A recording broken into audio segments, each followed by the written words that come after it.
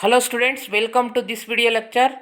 In the last video lecture, we know the definition of divergence of a vector field and also properties of divergence of a vector field and definition of solenoidal vectors.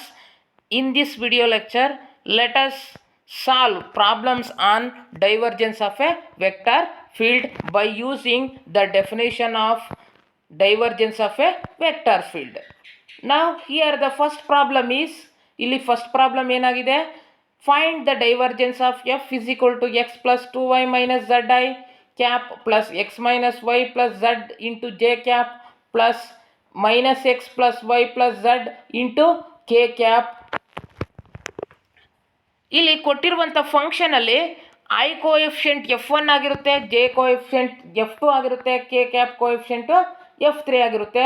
ನಾವು ಏನು ಮಾಡಬೇಕು, F1 F2 F3 ಬರ್ಕೊಂಡಿದ್ದಾದಮೇಲೆ partial ಡೆರಿವೇಟಿವ್ಸನ್ನು find out ಮಾಡಬೇಕು. First we find partial derivative of F1 with respect to x, that is do F1 by Dow x, that is partial derivative of F1 with respect to x, we get 1. Similarly for F2, partial derivative of F2 with respect to y, we get minus 1. Similarly partial derivative of F3 with respect to z, we get 1. Thus del dot f is equal to divergence of f, which is equal to dou F1 by x plus dou F2 by y plus dou F3 by dou z.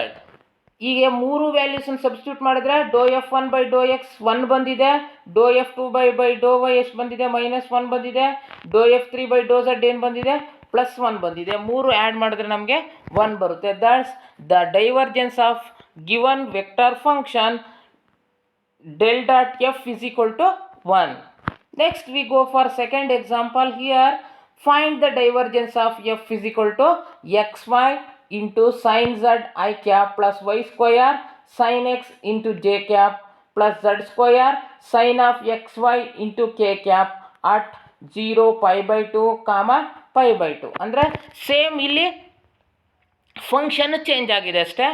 ಇಲ್ಲೂ ಅಷ್ಟೇ same partial derivatives find out ಮಾಡೋದು F1 F2 F3ದು. ಇಲ್ಲಿ values ಕೊಟ್ಟಿದ್ದಾರೆ X Y ಝಡ್ದು, ಆ ವ್ಯಾಲ್ಯೂಸನ್ನು substitute ಮಾಡಿ ನಾವು ಡೈವರ್ಜೆನ್ಸನ್ನು find out ಮಾಡಬೇಕು. ಫಸ್ಟ್ F1 ಅನ್ನು ಬರ್ಕೊಳ್ಳೋಣ. F1 ಏನಾಗಿದೆ, ಐ ಕ್ಯಾಪ್ದು coefficient x y sine z ಇದೆ. ಇಲ್ಲಿ do F1 by Dow x ಅಂದರೆ partial derivative of F1 with respect to x find out ಮಾಡಿದ್ರೆ ವೈ ಸೈನ್ ಝಡ್ ಬರುತ್ತೆ. ಅದೇ ರೀತಿ F2 Y square sine x ಇದೆ. ಡೋ F2 by doe y is equal to 2y sin x and F3 is equal to z square sin of xy. Therefore dou F3 by dou z is equal to 2z into sin of xy. Therefore del dot f or divergence of f is equal to dou F3 by dou F1 by dou x plus dou F2 by dou y plus dou F3 by dou z. If we substitute dou F1 by dou x and dou F2 by dou y plus dou F3 by dou z, we get y sin z plus 2y sin x plus 2z sin xy. at 0 pi by 2 comma pi by 2 ಅಂದರೆ x 0 y pi by 2 z pi by 2 ಬರ್ಕೊಂಡ್ರೆ ನಮಗೇನಾಗುತ್ತೆ ಅಂದರೆ divergence of f or del dot f is equal to y is pi by 2 sin of z sin of pi by 2 plus 2 y is pi by 2 sin of x is sin 0 plus 2 z is pi by 2 sin of xy is nothing but x is 0. Therefore we get 2 sin 0. Therefore second two terms are get 0.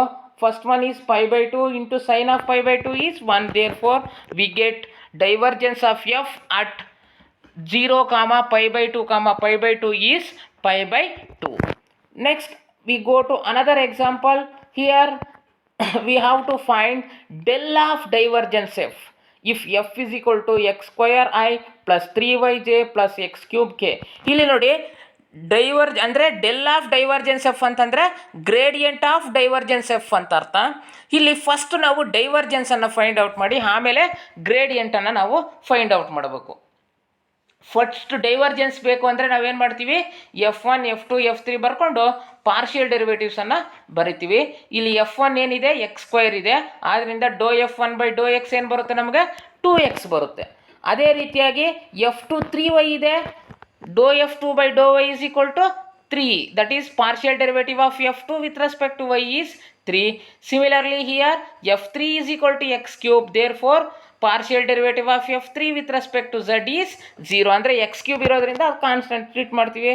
Partial derivative with respect to z ಏನಾಗುತ್ತೆ 0 ಆಗುತ್ತೆ. ಅಂದರೆ partial derivative of f1 with respect to x 2x ಬಂತು, dou f2 by dou y 3 ಬಂತು, dou f3 by dou z 0 ಬಂತು.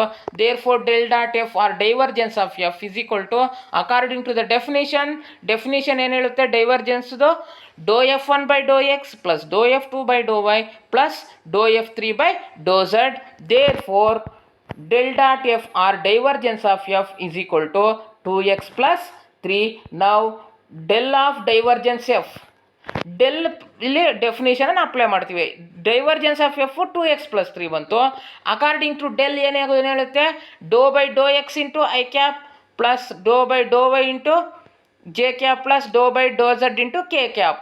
ಇಲ್ಲಿ del of phi ಜಾಗದಲ್ಲಿ divergence of f ಇರೋದ್ರಿಂದ doe by Dow x of divergence of f plus I cap into I cap plus dou by dou y into divergence of f into j plus dou by dou z of divergence of f into k cap. ಇಲ್ಲಿ divergence f 2x plus 3 ಇರೋದ್ರಿಂದ doe by Dow x of divergence of f ಅಂದರೆ ಏನಾಗುತ್ತೆ 2 ಬರುತ್ತೆ. ಆದ್ದರಿಂದ 2i cap.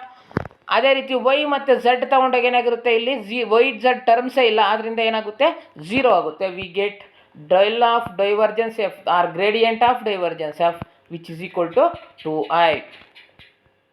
Next we go for another example. Here show that the vector field f is equal to x plus 3y I cap plus y minus 3z into j cap plus x minus 2z into k cap is solenoidal. ನಿಮಗೆ ಗೊತ್ತಿದೆ definition last video ಲೆಕ್ಚರಲ್ಲಿ solenoidal ಅಂತ ತೋರಿಸ್ಬೇಕು ಅಂದರೆ ಏನಾಗಿರುತ್ತೆ, ಅದು divergence of F is equal to 0.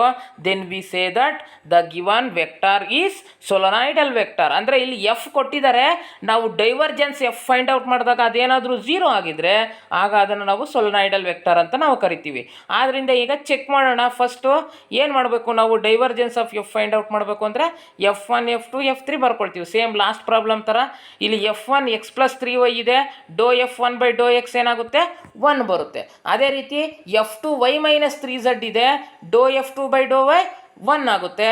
Dow f3 x minus 2z ಇರೋದ್ರಿಂದ ಡೋ f3 by doe z ಏನಾಗುತ್ತೆ -2 ಆಗುತ್ತೆ. ಅಂದರೆ ಡೋ f1 by ಡೋ ಎಕ್ಸ್ 1 ಬಂತು, ಡೋ f2 by ಡೋ y 1 ಬಂತು, ಡೋ f3 by ಡೋ z -2 ಬಂತು. ನಮಗೆ ಡೆಫಿನಿಷನ್ ಏನು ಹೇಳುತ್ತೆ, divergence of F is equal to doe f1 by doe x plus doe f2 by doe y plus doe f3 by doe z. ಈಗ ಎಲ್ಲ ವ್ಯಾಲ್ಯೂಸ್ನ substitute ಮಾಡಿದ್ರೆ ನಮಗೇನು ಬರುತ್ತೆ, 1 + 1 - 2 ಅಂದರೆ ಏನಾಗುತ್ತೆ, 1 + 1 is 2, 2 - 2 is 0.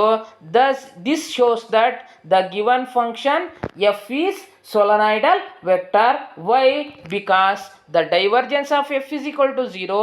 Therefore we say that the given function f is a solenoidal vector. Okay, thank you.